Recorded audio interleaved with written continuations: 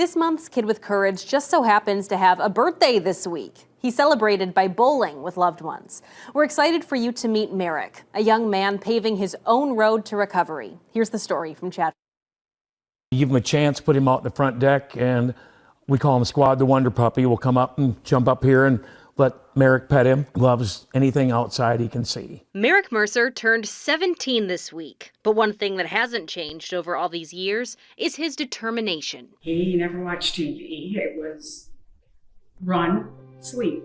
That was it. How he experiences life on his family farm now is different. We're trying to save up for a traction wheelchair, they call them, so he can actually get out on the farm. KTTC introduced you to Marick about 2 years ago, not long after his accident.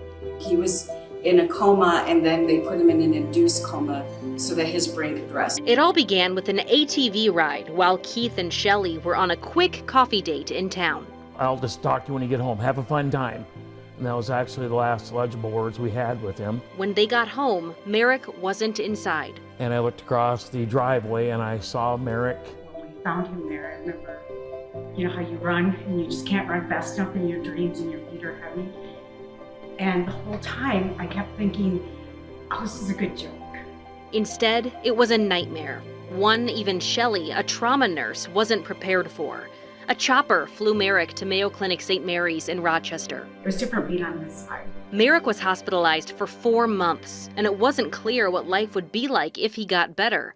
Fast forward 2 years. He still requires around-the-clock care, but he's relentless in his recovery. At the doctor's office. I'll ask him, do you want to stop? Means no. And at home. Just 2 days ago, he grabbed the toothbrush and started brushing his own teeth.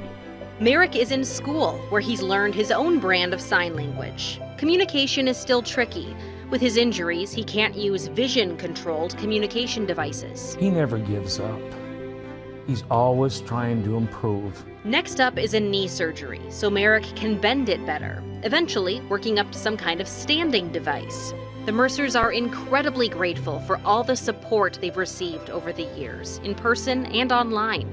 They know the love and prayers will continue as they fundraise for other items Marick might need over time, like that traction wheelchair. It's like it's on our wish list, but for him it's not a wish. That's his life. This go-getter, outdoorsy kid with courage will continue his fight in the year ahead and beyond.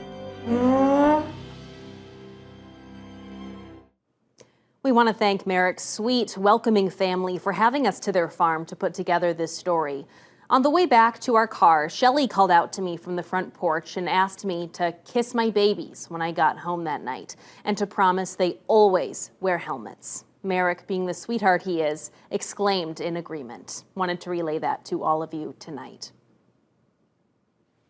If you are interested in helping Marick acquire some of the equipment he's hoping for, a savings account has been set up at Merchants Bank under the name Marick Squad. It's at the address on your screen and also on the web version of this story online. If you know a kid with courage I should meet, email me at kidswithcourage@kttc.com.